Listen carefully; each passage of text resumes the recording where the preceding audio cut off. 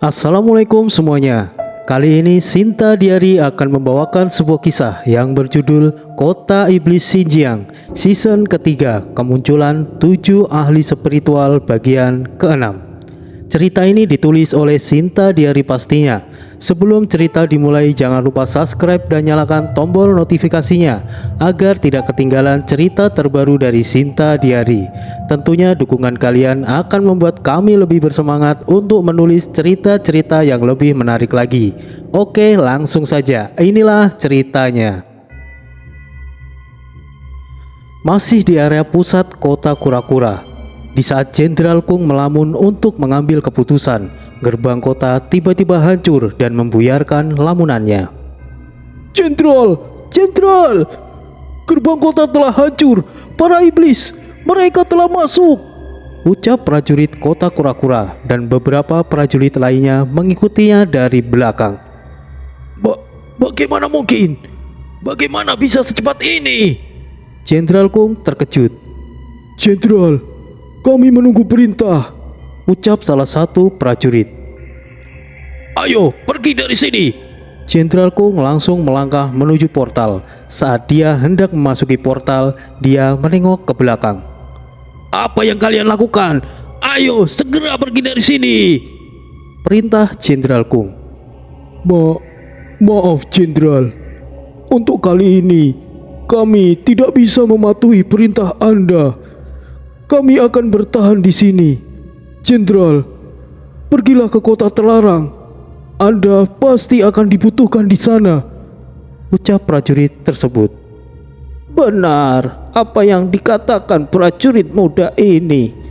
Kami percaya Jenderal pasti memprioritaskan kekaisaran. Jadi pergilah, Jenderal. Anda pasti lebih dibutuhkan kekaisaran daripada kami di sini, sahut wali kota tersenyum. Itu benar, Jenderal Kung. Master tua ini percaya padamu.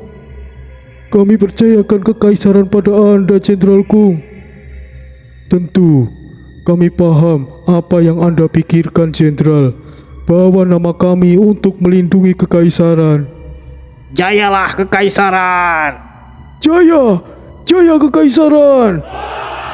Ucap para penduduk kota Kura-Kura dengan senyuman dan kepercayaan tinggi kepada Jenderal Kung.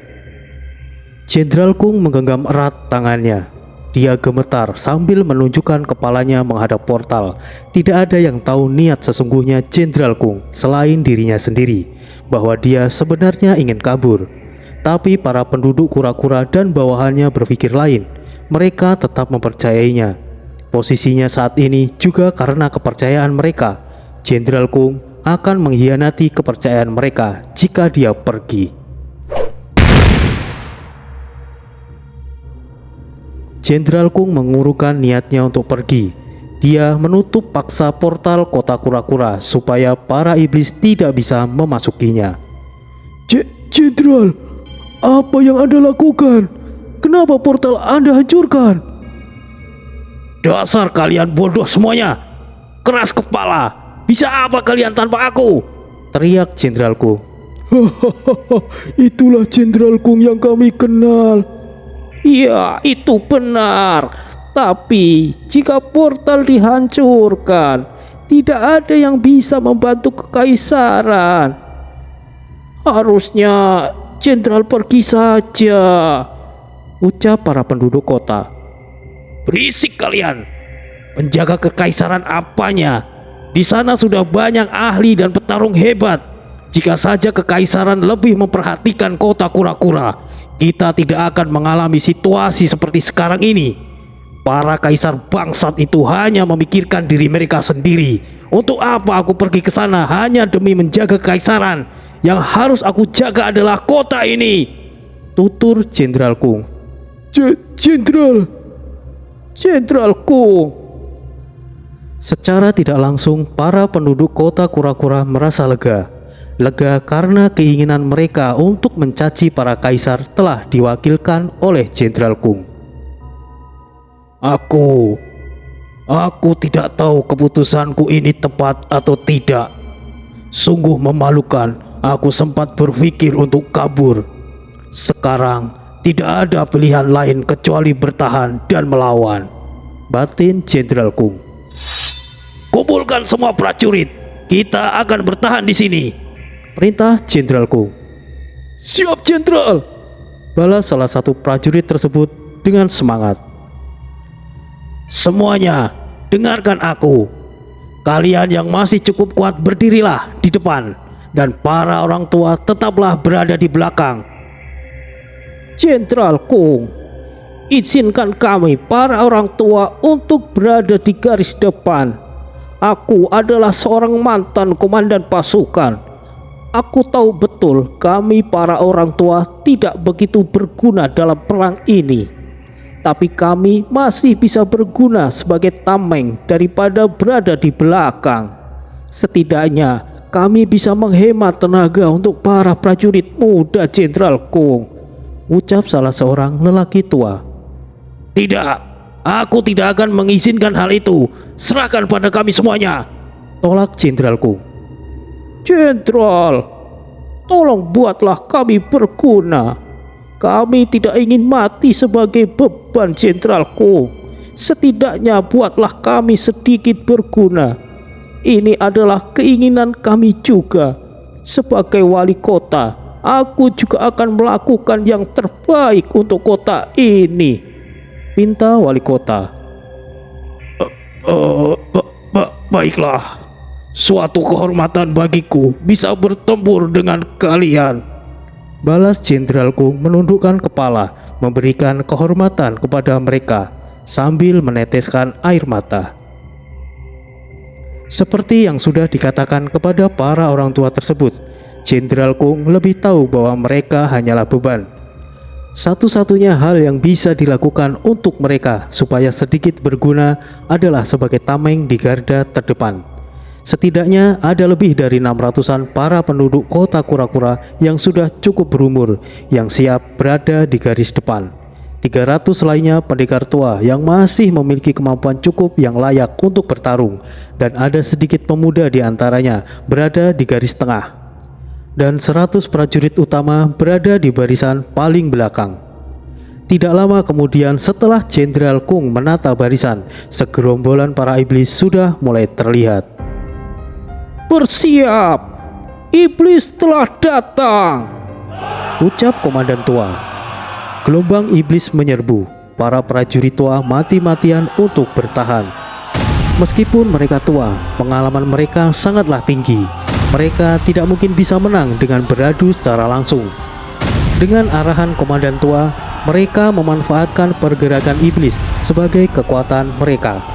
Para iblis yang berhamburan menyerang dengan asal-asalan memudahkan para prajurit tua untuk memanfaatkan situasi tersebut. Para prajurit tua hanya perlu menghunuskan senjatanya. Dengan timing yang tepat, para iblis itu membunuh dirinya sendiri maju ke dalam umpan. Aku tidak berharap lebih. Para orang tua itu akan bertahan cukup baik, ucap salah seorang prajurit. Mereka adalah seorang veteran. Meskipun sudah melemah secara fisik, pengalaman mereka sangatlah tinggi. Para iblis yang menyerang membabi buta seperti itu masihlah bukan tandingan mereka, balas Jenderal Kung.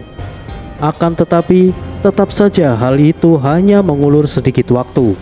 Para iblis yang menyerang hanyalah para tuan iblis dan di bawahnya.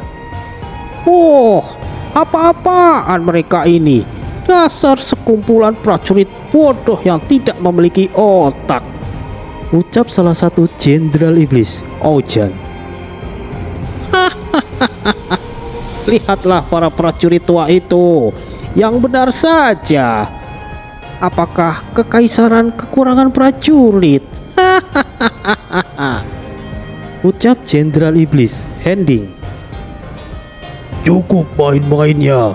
Bentuk formasi dan hancurkan mereka, perintah jenderal iblis Sun Tse.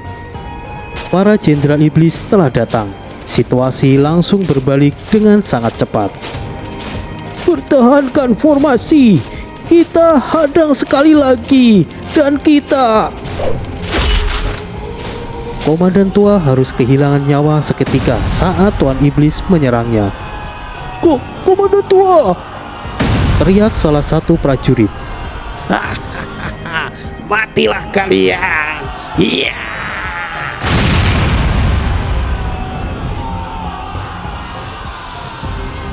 Para iblis sudah mulai menyerang secara teratur karena hadirnya para jenderal iblis. Para prajurit tua tidak lagi bisa mempertahankan barisan. Mereka dibantai dengan keji tanpa bisa membalasnya. Jenderal Kung tidak bisa hanya berdiri saja. Dia akhirnya juga mulai bertindak. Semuanya, ikut aku. Bunuh para iblis keparat itu. Perintah Jenderal Kung. Jenderal Kung tidak lagi pedulikan strategi yang mengorbankan para orang tua sebagai tameng. Dia tidak bisa melihat mereka dibantai seperti itu. Dengan kepimpinan Jenderal Kung, para iblis bisa ditekan. Banyak para iblis yang mulai menjadi korbannya. Tapi pergerakan Jenderal Kung harus terhenti saat salah seorang jenderal iblis turun tangan. Jenderal Kung tidaklah terlalu pandai dalam bertarung. Melawan seorang jenderal iblis, dia hanya bisa bertahan beberapa gerakan yang akhirnya harus meregang nyawa. Kematian Jenderal Kung membuat para bawahannya hilang kendali dan mudah dibantai oleh para iblis. Pada akhirnya, kota kura-kura telah jatuh. Tidak ada satupun yang lolos, semuanya dibantai tanpa menyisakan satu orang pun. Sementara itu di dalam kota iblis, sang Raja Iblis Mogu sangat murka atas apa yang dilakukan oleh Bloody.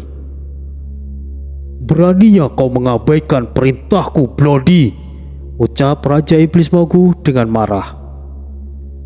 Hukumlah aku yang mulia. Aku akan menerima segala hukuman asal tidak mencoreng harga diriku, balas Bloody. Beraninya kau tawar-menawar denganku, Bloody. Kau akan ditempatkan di sarang Ratu Iblis. Setidaknya energi iblismu akan cukup berguna, kata Raja Iblis Mogu. Aku tidak keberatan jika harus menghadapi kematian, tapi jika harus menjadi sumber energi, lebih baik aku mati di sini. Bloody lebih memilih untuk melawan daripada harus menjadi sumber energi sarang Ratu Iblis. Keberanian Bloody untuk memberontak terang-terangan tidak pernah terjadi sebelumnya pada kaum iblis. Entah apa yang sebenarnya Bloody pikirkan. Semenjak melawan Narendra, dia memiliki sisi berlawanan dengan para iblis. Siapa yang tahu Bloody yang sekarang bukanlah dia yang sebenarnya. Bloody secara terang-terangan membantah Raja Iblis Mogu. Dia lebih memilih mati di tempat daripada dijadikan sumber energi sarang Ratu Iblis. Seharusnya perintah Raja Iblis Mogu tidak bisa ditolak meskipun mereka ingin. Keputusan seorang Raja Iblis itu mutlak, berlaku untuk para jenderal iblis sejati sekalipun. Karena saat para iblis terlahir, mereka memiliki ikatan atau suatu kontrak untuk melayani sang Raja Iblis. Setiap perintah Raja Iblis adalah sesuatu keharusan dan juga menjadi sebuah penghormatan besar bagi mereka. Tapi sepertinya ikatan atau kontrak yang membelenggu Bloody telah hilang. Tentu saja tidak hanya Bloody saja yang telah terputus ikatannya. Salah satu jenderal iblis Yabu juga telah kehilangan ikatan tersebut. Ikatan yang membelenggu Yabu telah hilang semenjak dirinya memiliki hubungan dengan Tang Yin dan bergabung menjadi salah satu anggota sekte pembunuh iblis. Dengan kata lain, Yabu ini adalah mata-mata dan memiliki rencana untuk merebut kitab kebangkitan iblis. Kedekatannya dengan kedua pangeran iblis mungkin akan membuat aksinya menjadi lebih mudah, meskipun masih cukup jauh untuk menggapai di sisi Raja Iblis Mogu. Lebih baik aku meledakkan diri daripada harus disarang Ratu Iblis. Jangan paksa aku untuk melakukannya, ancam Bloody. Kau benar-benar sungguh lancang, Bloody. Kau ingin memberontak, ucap salah satu jenderal iblis sejati di ruangan tersebut. Bloody langsung dikepung oleh beberapa iblis sejati. Sedikitpun dia tidak lengah dan bersiap kapan saja dia bisa meledakkan dirinya. Bloody, sebenarnya apa yang kau inginkan? Jika kau berniat untuk memberontak, kau tidak akan mungkin berani menunjukkan dirimu di sini. Katakan, apa maumu? Tanya Raja Iblis Mogu. Yang mulia, sebenarnya apa tujuan peperangan ini? Tanya Bloody. Kenapa kau menanyakan sesuatu yang jelas sudah diketahui, Bloody? Apa sesungguhnya yang mengganggumu? Aku menyadari bahwa ada yang salah dengan peperangan ini, Yang Mulia. Kenapa invasi ini harus dilakukan? Untuk tujuan apa? Tentu saja untuk menguasai seluruh daratan di alam Dao, Bloody. Ini juga baru tujuan awal.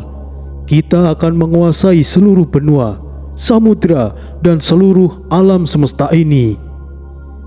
Kenapa hal itu harus dilakukan? Di alam Dao atau tempat lainnya memiliki kehidupan masing-masing.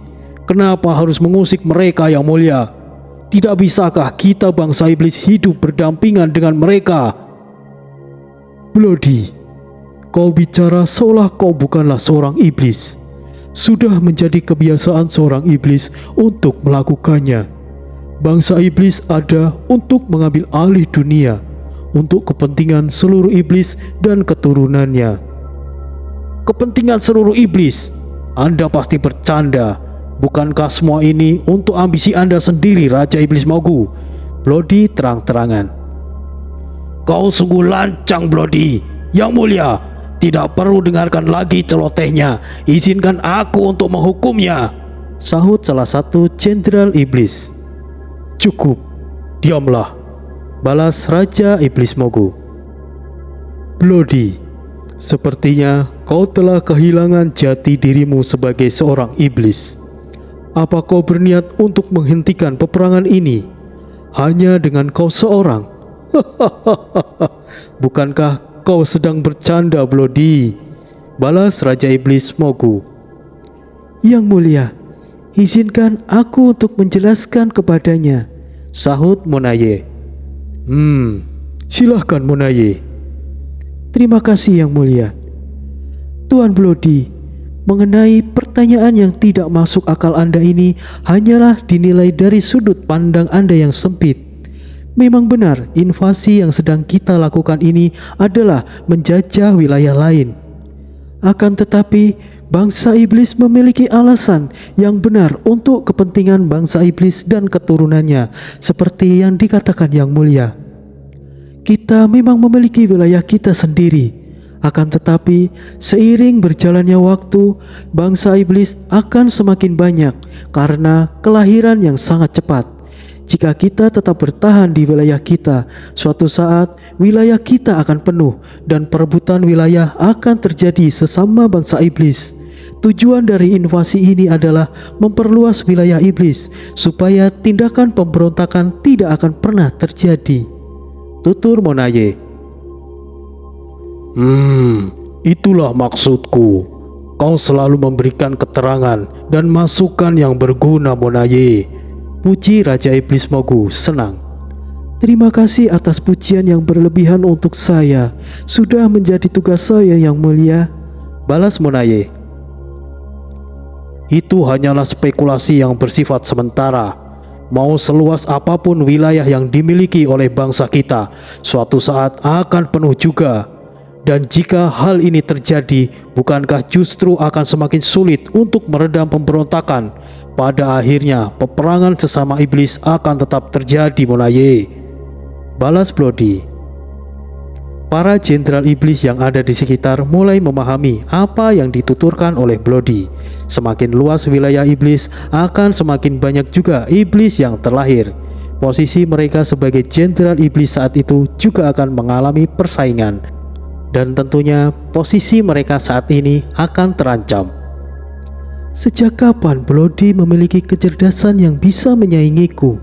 Batin Monaye. Tuan Bloody, Anda juga memberikan penjelasan hanya berdasarkan spekulasi kondisi saat ini saja. Jika di masa depan bangsa iblis ini tidak berkembang secara individu, mungkin memang benar pemberontakan akan terjadi. untuk mencegah hal itu terjadi, bangsa iblis generasi saat ini harus bertambah lebih kuat supaya mampu mengendalikan para iblis di generasi mendatang. Seandainya invasi dihentikan dan kita hidup berdampingan dengan makhluk lain, dengan wilayah kita yang semakin sempit ini, pemberontakan akan cepat terjadi. Dan mungkin kita tidak akan bisa mengatasinya karena tidak ada persiapan sebelumnya. Sebagai contohnya, situasi yang sedang dihadapi saat ini. Saya tidak beranggapan bahwa Anda ingin memberontak, tapi tindakan Anda saat ini bisa dianggap sebagai pengkhianatan dan sudah seharusnya dihukum berat tanpa kompromi. Tapi nyatanya, bahkan Yang Mulia sendiri tidak bisa melakukannya. Bukannya tidak mampu, tapi Anda cukup merepotkan. Bagaimana seandainya jika ada lebih banyak seorang jenderal iblis sejati seperti Anda yang melakukan pemberontakan seperti saat ini? Saya rasa Anda paham apa yang akan terjadi. Papar Monaye. Penjelasan Monaye kembali memperkuat keyakinan para jenderal iblis yang ada, yang sebelumnya sempat terpengaruh oleh ucapan Bloody. Monaye membalas ucapan Bloody dengan telak. Kali ini, apa yang dituturkan Monaye adalah kenyataan yang terjadi, bahkan menjadikan dirinya sebagai contoh dan menghubungkan apa yang sedang terjadi saat itu.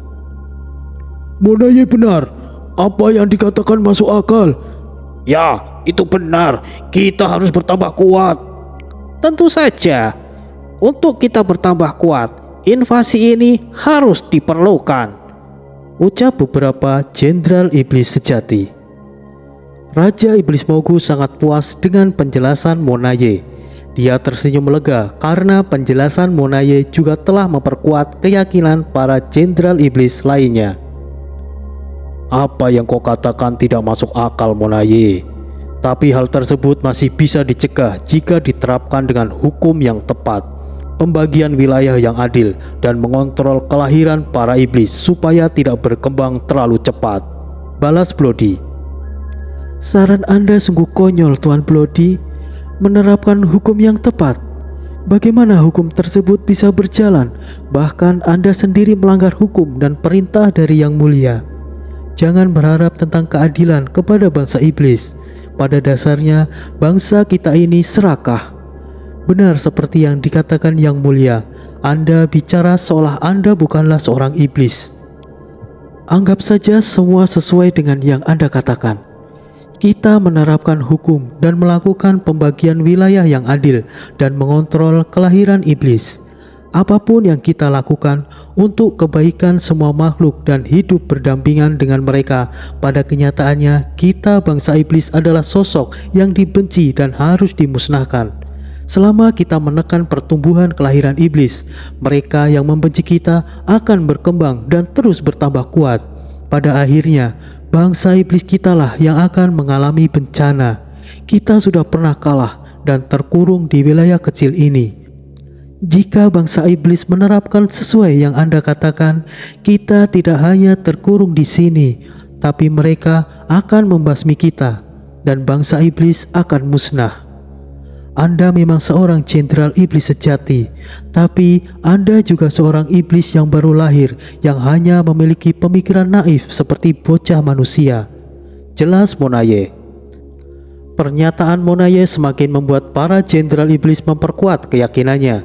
Bloody masih bukan tandingan Monaye dalam adu kecerdasan.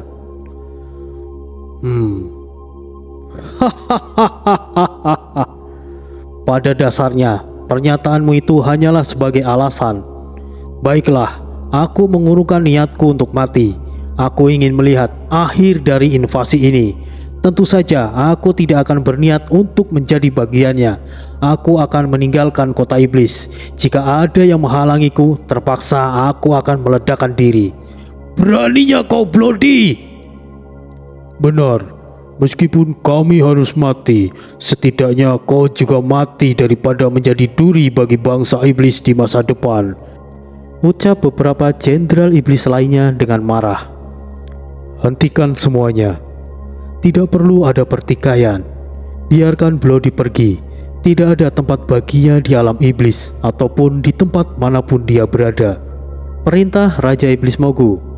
Semua yang berkumpul di sarang Raja Iblis Mogu adalah para jenderal yang berharga.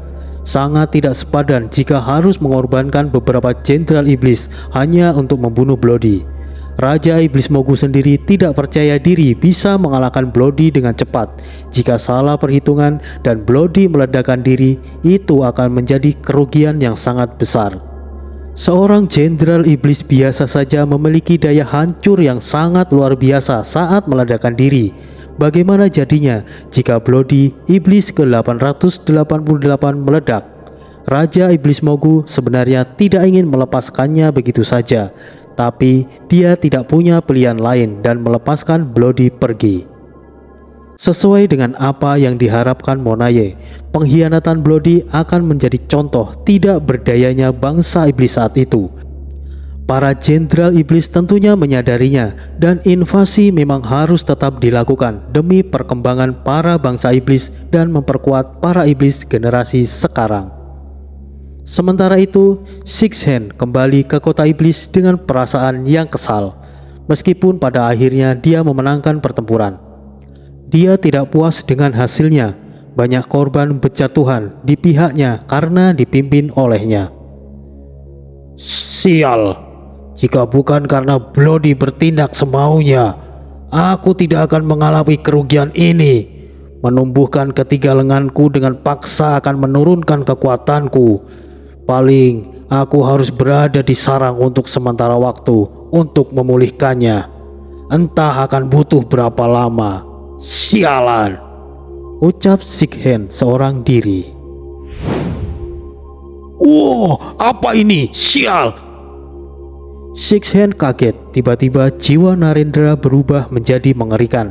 Secara refleks, Six Hand melemparnya. Sebelumnya memang jiwa Narendra kondisinya cukup mengerikan karena rusak dalam pertarungan. Tapi yang terjadi saat itu, jiwa Narendra berubah menjadi jiwa yang lain, sosok hitam dengan wujud yang sangat mengerikan. Bagaimana bisa jiwa manusia mati itu berubah menjadi sosok yang lain? Dan itu bukanlah manusia. Apa jangan-jangan memang sebenarnya makhluk itu bukan manusia ya? Sudahlah, untuk apa aku bawa? Lebih baik aku tinggalkan saja. Ucap Six Hand melanjutkan langkahnya. Lalu, jika itu bukan jiwa Narendra, makhluk mengerikan itu siapa? Dan di mana jiwa Narendra berada saat ini? Sosok hitam mengerikan tersebut tak lain adalah Roro, jiwa jahat Rara yang telah terpisah. Tapi bagaimana Roro menggantikan posisi Narendra? Yang menjadi pertanyaan adalah di mana jiwa Narendra sekarang berada? Jauh di suatu tempat di lokasi kota iblis, Bloody sudah meninggalkan kota iblis dengan aman. Hei, kenapa kau tidak meledakkan diri saja? Di sana ada banyak jenderal iblis. Jika kau meledak di sana, pasti Raja Iblis Mogu juga tidak akan selamat tanpa mengalami luka. Bisik seseorang dalam jiwa Bloody. Diamlah, jangan menggangguku, balas Bloody. Seharusnya kau tahu, tadi adalah waktu yang tepat. Setidaknya kau bisa membunuh Monaye. Dia adalah sosok iblis yang berbahaya. Kecerdasannya bisa membahayakan seluruh makhluk yang ada. Diamlah manusia keparat, balas Bloody jengkel. Namaku bukan keparat. Bukankah sudah aku beritahu? Namaku adalah Narendra.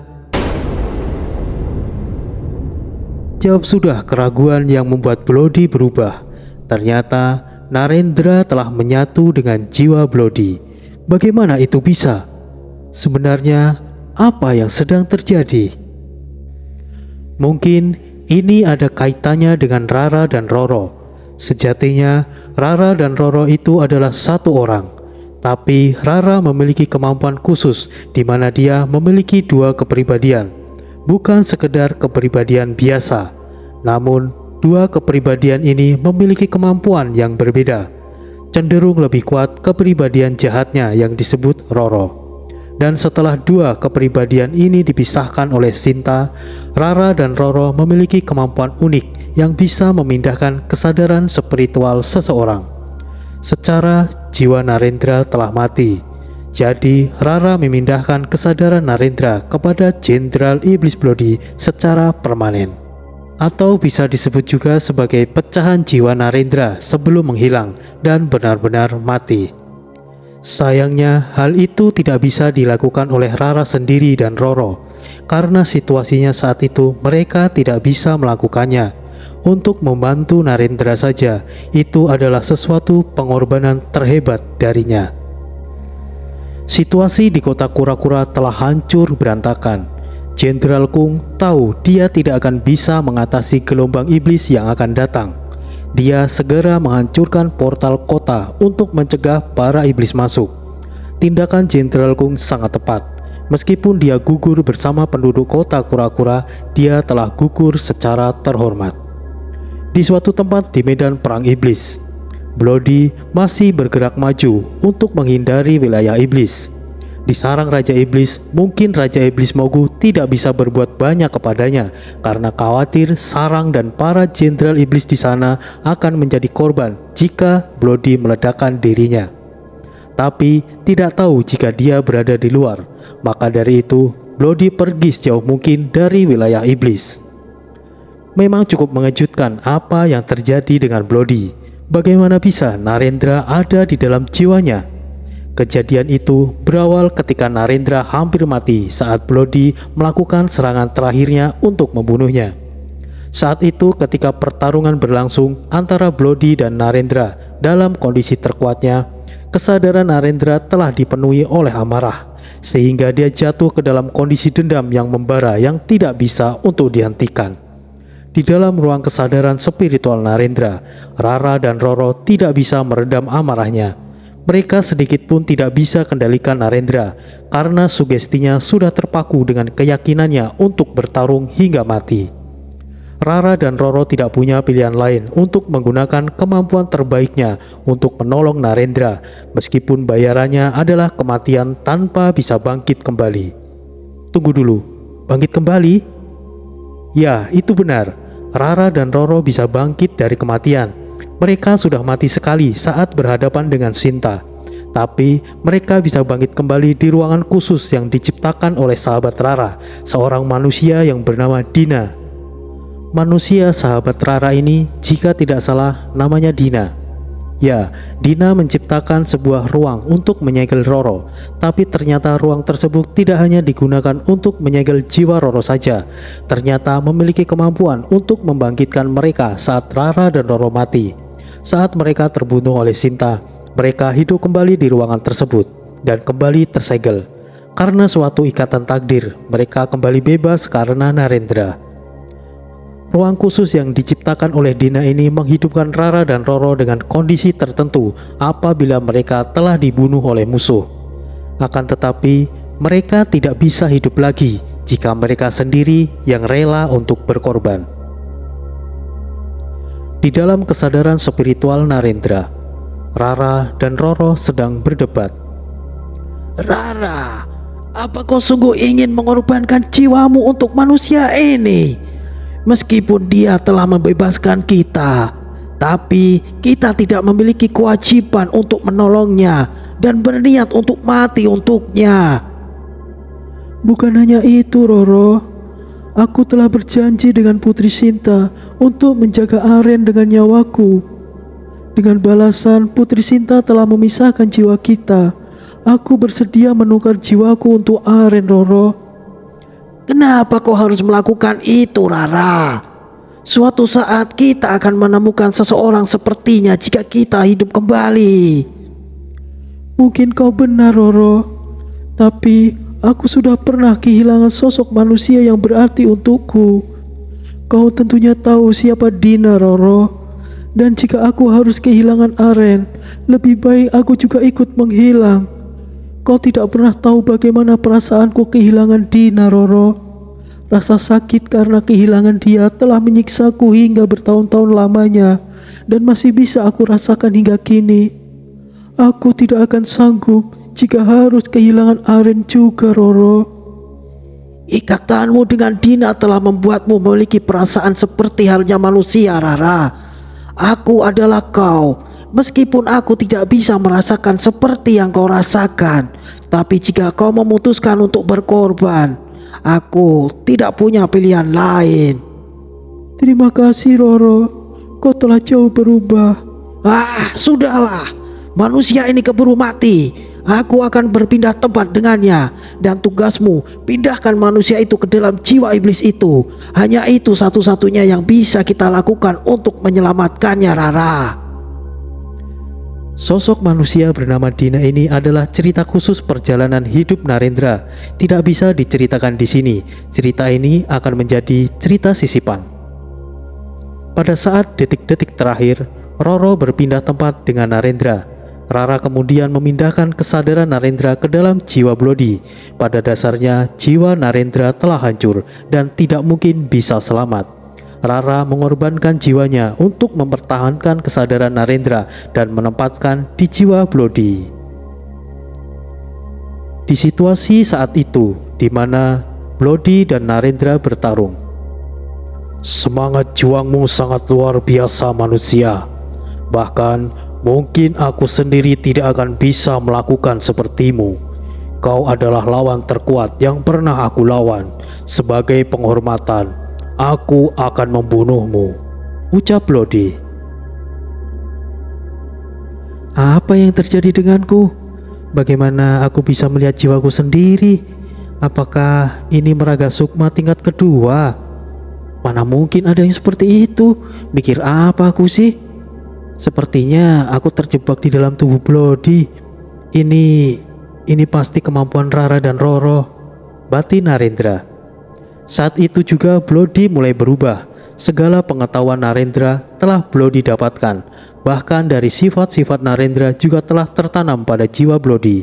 Dengan kata lain, Blodi masih memiliki kemampuan dan jiwa seorang iblis, tetapi memiliki sikap seorang manusia. Blodi sendiri merasa aneh dengan dirinya sendiri.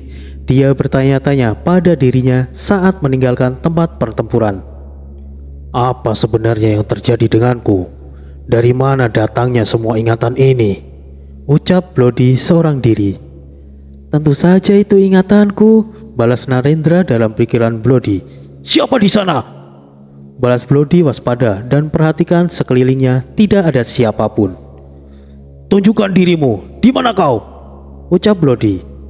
Hei, apa yang kau cari? Aku ada di dalam jiwamu tahu. Kau pasti sudah mengetahui semuanya bukan? Sekarang kau tahu bukan mana yang benar, bahwa iblis adalah pembawa kehancuran? Blodi hanya diam dan melanjutkan perjalanannya menuju kota iblis. Ngomong-ngomong, namaku Narendra. Kamu juga pasti tahu sih tanpa aku mengatakan. Hehehe. Jadi rencanamu ingin meledakkan sarang Raja Iblis. Itu rencana yang bagus. Hehehe. Diamlah. Membosankan jika diam saja. Katakan sesuatu. Pergi dari jiwaku. Jika itu bisa aku lakukan, pasti sudah aku lakukan. Maka diamlah. Tidak seru. Bagaimana jika ceritakan kisahmu? Tidak mau. Bagaimana kalau tidak? Sepanjang perjalanan Blodi menuju ke tempat Raja Iblis Mogu, Narendra terus bicara dan Blodi tetap mengabaikannya. Hanya sesekali saja Blodi membalasnya. Saat itu Narendra dalam kondisi seperti yang dialami oleh Roro yang hidup di dalam jiwa Rara. Narendra telah menjadi satu dengan Blodi. Secara tidak langsung Narendra telah mengendalikan Blodi. Tetapi Blodi masih memiliki kesadaran penuh. Mereka tidak bisa lagi dipisahkan. Pada saat debat dengan Monaye, sepenuhnya adalah pengetahuan yang dimiliki oleh Narendra. Monaye bisa menang debat melawan Narendra, seorang kutu buku yang memiliki gelar sarjana. Pastinya kecerdasan Monaye di atas rata-rata manusia. Dia bisa menjadi ancaman terbesar. Bangsa iblis akan sulit untuk dikalahkan. Secara kekuatan saja para iblis sudah lebih unggul, dan ditambah bangsa iblis memiliki seorang seperti Monaye, jelas hal ini akan sangat merepotkan. Di lokasi di mana saat ini Blodi berada. Blodi, kita akan pergi kemana? Sepertinya kau bingung ingin kemana. Bicaralah padaku. Berisik, Kemanapun aku pergi itu bukan urusanmu, balas Bloody. Bagaimana bisa begitu? Sekarang kita jadi satu. Kau adalah aku adalah kau. Jadi ayo kita bekerja sama. Baiklah jika begitu. Nah gitu dong. Apa rencana kita selanjutnya? Aku berencana untuk menyuruhmu diam. Jadi bekerja samalah. Membosankan. Narendra kecewa. Bloody masih terus bergerak sejauh mungkin dari wilayah iblis. Bloody sendiri tidak tahu ingin pergi kemana. Dia hanya berusaha kabur dari wilayah iblis tanpa ada tujuan. Secara tidak sengaja, Bloody bertemu dengan Six Hand. Mau kemana kau buru-buru, Bloody? Bukan urusanmu. Minggirlah. Aku heran. Bagaimana bisa kau baik-baik saja? Apa kau lari dari hukuman? Ucap Six Hand. Aku katakan sekali lagi, jangan menghalangi jalanku. Minggirlah. Tidak. Aku yakin kau kabur dari hukumanmu. Kembalilah bersamaku dan terimalah hukumanmu, atau aku tidak akan keberatan untuk menyeretmu. Tegas Six Hand. Six Hand? Bukankah lebih tepatnya dia dipanggil Three Hand? Hehehe. Diamlah, tidak usah ikut bicara, bisik Bloody kepada Narendra. Apa yang kau katakan, Bloody? Bicaralah yang keras, ucap Six Hand, menyadari Bloody mengatakan sesuatu yang dia kira Bloody bicara padanya. Aku bilang menyingkirlah dari hadapanku. Kau keras kepala, Bloody.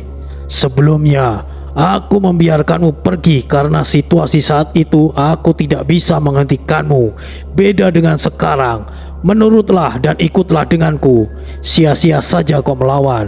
Aku adalah iblis ke-800. Ada perbedaan besar denganmu yang seorang iblis ke-888. Meskipun aku kehilangan 3 lengan, masih tidak merubah apapun, Bloody. Six Hand kembali memaksa Bloody untuk ikut. Narendra memahami tentang nomor hitam yang ada di dahi Bloody dan di pipi Six Hand. Itu adalah tanda lahir dan menunjukkan tingkat kekuatan seorang iblis sejati. Semakin rendah nomor tersebut, akan semakin kuat pula iblis tersebut. Nomor iblis sejati berada di tempat yang berbeda-beda. Ada yang di lidah, bahkan sampai di kemaluan. Jika nomor tersebut adalah menunjukkan kemampuan setiap jenderal iblis sejati, bagaimana jika nomor tersebut dirubah? Itulah yang dipikirkan oleh Narendra. Memang benar, nomor jenderal iblis sejati bisa dirubah, seperti yang dialami oleh Cupid. Tetapi merubah nomor atau menguranginya tentu saja tidak akan mudah. Itu bisa dilakukan secara berkala melalui pelatihan dan pengalaman pertempuran yang panjang. Tidak bisa dirubah dengan instan. Tapi itu pengecualian untuk Bloody. Narendra mencoba dengan paksa merubah nomor Bloody, meskipun tidak mudah dilakukan. Akan tetapi Narendra berhasil melakukannya. Angka depan di dahi Bloody berputar seperti angka roulette dengan cepat.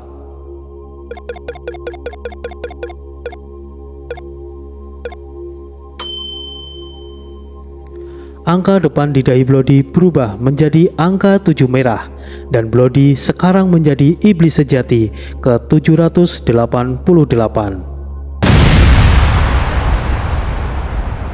Kekuatan Bloody langsung meningkat dengan pesat. Bloody sendiri terkejut dengan apa yang terjadi. Aku berhasil.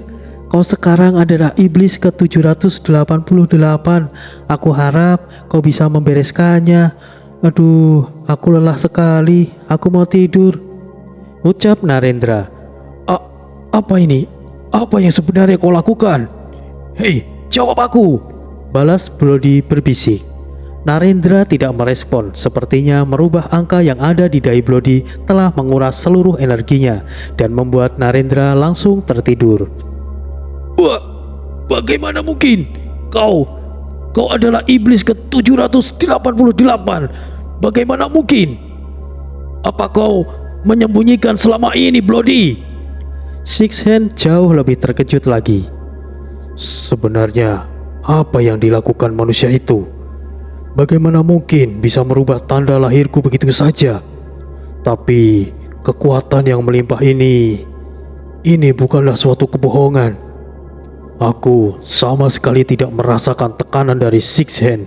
Malah aku merasa percaya diri dan bisa dengan mudah mengalahkannya. Ini kebetulan. Six Hand akan menjadi percobaan untuk mengetes kekuatanku ini. Batin Bloody kemudian menghampiri Six Hand. Tunggu Bloody. Aku tidak tahu jika kau ternyata menyembunyikan kekuatanmu. Entah bagaimana kau melakukannya, tapi aku tidak akan menghalangimu. Pergilah. Bloody mengarahkan telapak tangan kanannya kepada Six Hand. Apa yang akan kau lakukan, Bloody? Pergilah, abaikan aku, kata Six Hand ketakutan. Fakta bahwa Bloody adalah iblis ke-788 juga telah dikonfirmasi secara langsung oleh Six Hand. Tapi masih tidak diketahui kenapa munculnya angka 7 berwarna merah. Semua nomor kelahiran iblis sejati memiliki warna hitam semuanya. Dalam perjalanannya, Bloody berpas-pasan dengan Six Hand.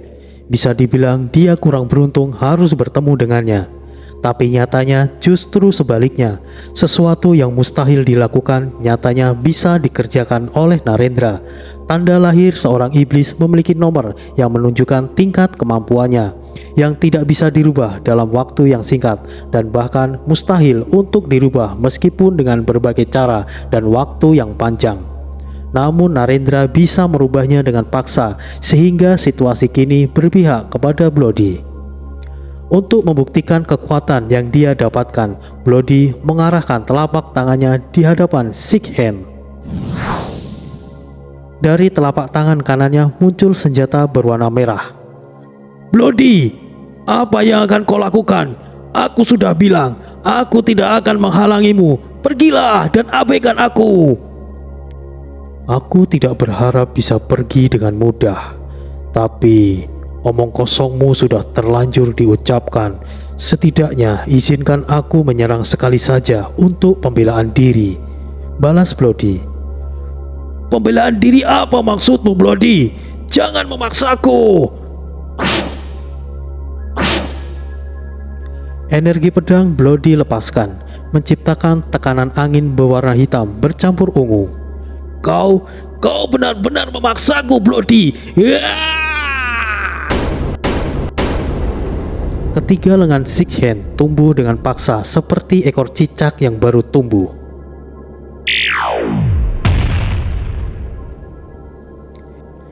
Inikah yang kau sebut serangan? Sepertinya aku terlalu berlebihan menilaimu. Aku curiga tanda lahir di dahimu itu tidak ada tanda lahir iblis berwarna merah.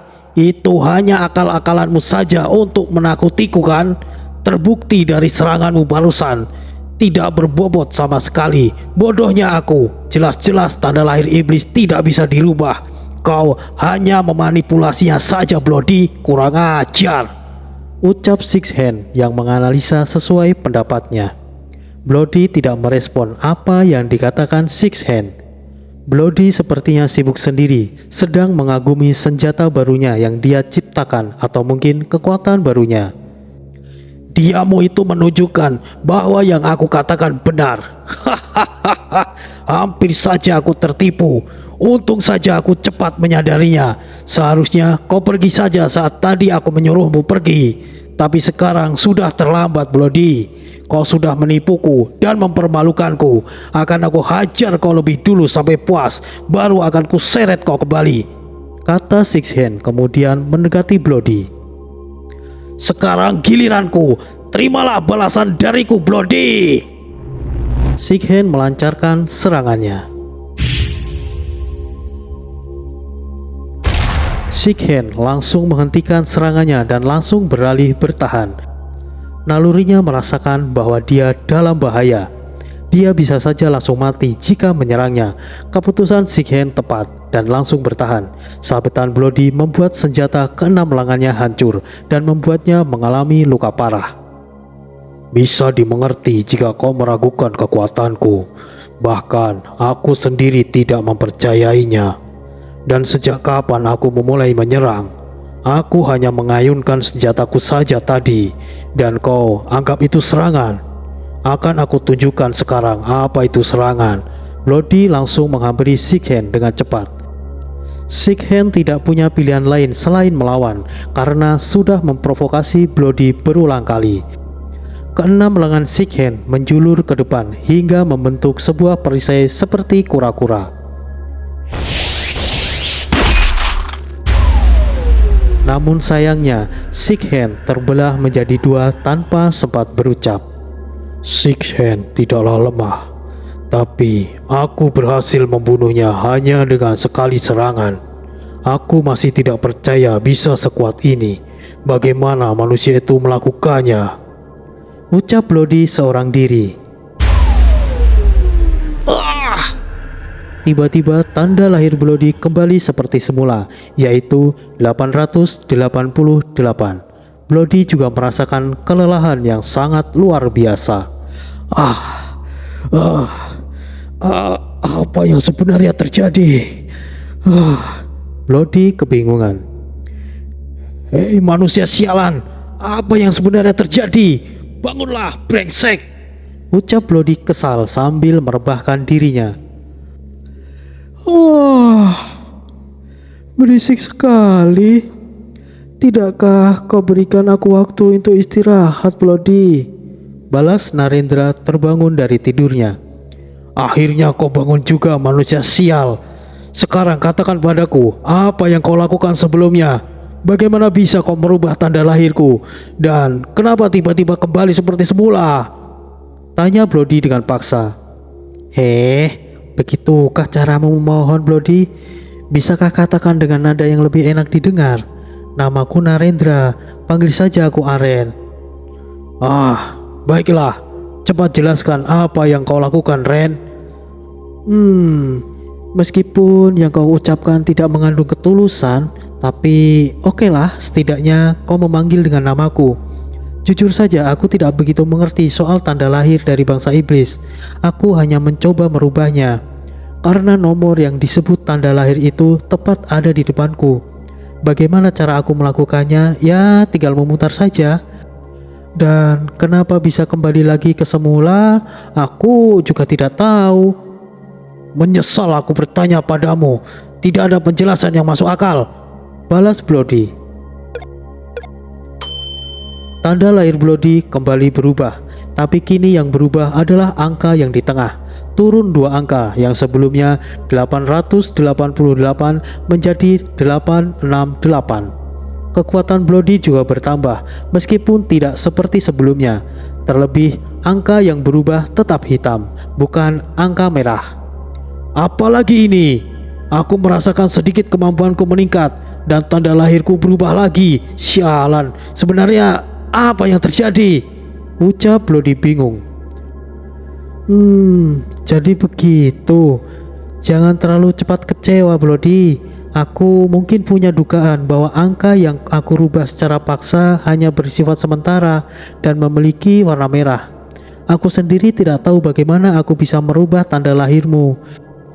Akan tetapi, ini bisa menjadi andalan jika suatu saat kau dalam kondisi terdesak, Bloody. Menurutku, tanda lahir di keningmu ini adalah jalan takdir iblis yang tidak bisa dirubah. Manusia juga memiliki jalan takdirnya sendiri, tapi takdir manusia bisa dirubah oleh dirinya sendiri atau campur tangan orang lain. Mungkin kalian para iblis tidak bisa merubah takdir kalian, tapi itu pengecualian untukmu, Bloody, karena aku mungkin bisa membantu merubah takdirmu dengan kemampuanku.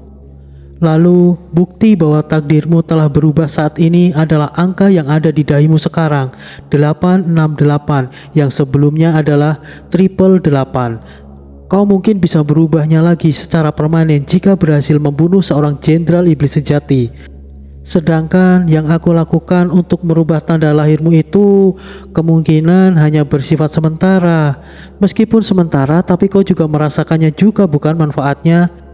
Makhluk berlengan 6 itu seharusnya tidak bisa kau kalahkan, tapi nyatanya dengan mudahnya kau membunuhnya.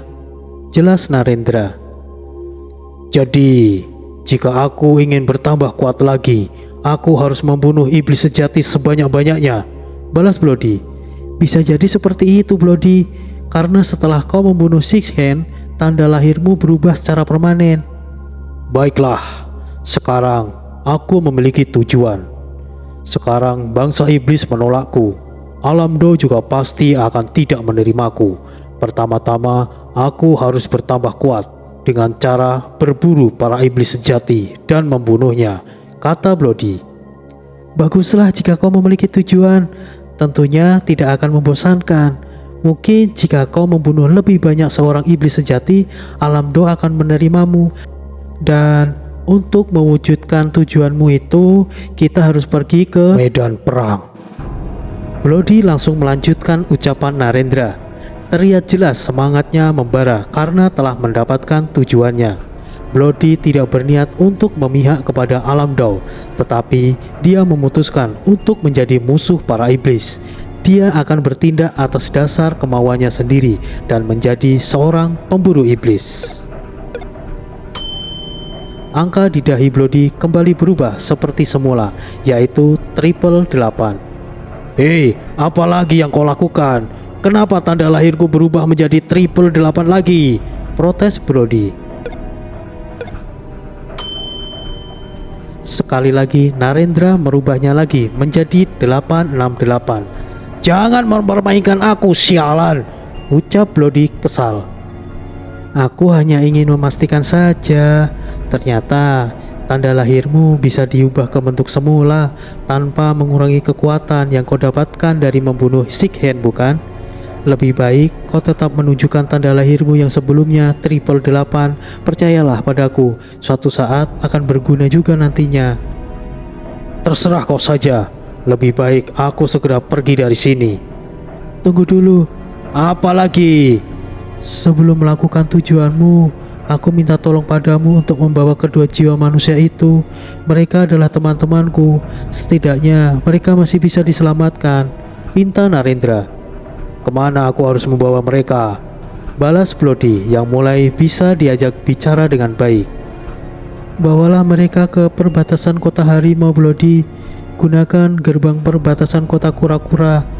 Jika tidak tersegel, tapi kita terpaksa memutari wilayah spasial jika gerbang di sana tersegel, Bloody. Bloody tidak mengulur waktu. Dia langsung pergi menuju ke perbatasan kota kura-kura. Di tengah perjalanan, Bloody berhenti karena melihat makhluk hitam yang mengerikan. Makhluk apa ini? Apa kau tahu sesuatu? Hei, apa kau mendengarku, Ren? Narendra bukannya tidak mendengarkan. Dia hanya melihat sedikit sosok mengerikan tersebut, karena sosok itu adalah Roro yang telah mengorbankan jiwanya untuk Narendra. Kenapa kau merasa iba dan sedih dengan sosok seperti ini? Apakah kau mengenalnya? Kata Bloody yang juga merasakan apa yang dirasakan oleh Narendra. Ah, tidak, bukan apa-apa. Aku merasa iba saja bagaimana bisa makhluk seperti ini mati di sini. Ayolah, jangan buang-buang waktu. Balas Narendra mencoba menekan perasaannya. Tidak ada yang bisa dilakukan olehnya dengan jiwa Roro dan meninggalkan di tempat tersebut. Jika diingat-ingat lagi, Narendra seharusnya marah dan menyimpan dendam dengan Bloody, karena dia yang telah membuat Rara dan Roro menghilang untuk selamanya. Tapi semuanya sudah menjadi kehendak takdir. Dia menyadari lebih awal bahwa tindakan yang dilakukan oleh Rara dan Roro bukan hanya sekedar menyelamatkan dirinya saja, tetapi juga untuk kepentingan umat manusia dan makhluk lainnya dari kejamnya invasi para iblis. Narendra harus meninggalkan jiwa Roro di tempat tersebut. Lagi pula, jika dia ingin membawanya, mau dibawa kemana? Ditambah lagi, Bloody sudah membawa jiwa Jaka dan Rio. Tentu Narendra akan lebih memprioritaskan keselamatan teman-temannya. Bloody bukanlah sosok iblis jahat seperti sebelumnya. Dia sudah memiliki sifat-sifat seperti halnya manusia karena adanya Narendra di dalam jiwanya. Tujuan Bloody sekarang adalah untuk memburu dan membunuh para iblis sejati untuk meningkatkan kekuatannya. Secara tidak langsung, tindakannya tersebut di masa depan akan mengurangi kesulitan para makhluk di alam Do untuk melawan para iblis. dan begitu juga dengan manusia. Narendra tidak akan menyia-nyiakan pengorbanan Rara dan Roro. Dia bisa saja membuat pikiran Blodi kacau dan akhirnya mati bersama. Tapi membunuh Blodi tidak akan merubah apapun. Rara, Roro, dan Krepa tidak akan hidup kembali. Narendra lebih memilih membantu Blodi dan membuatnya lebih kuat untuk melawan bangsa iblis di balik bayangan. Sekali lagi, Narendra akan berjuang dan menjadikan pengorbanan Rara dan Roro menjadi lebih berarti. Dan itu artinya perjuangan Narendra masih belum berakhir. Siapa yang tahu, Narendra yang terlihat lemah dan tidak berguna justru adalah manusia yang luar biasa. Kali ini, dia berjuang bukan hanya untuk tujuan menyelamatkan temannya saja, akan tetapi tindakannya kali ini akan menyelamatkan umat manusia.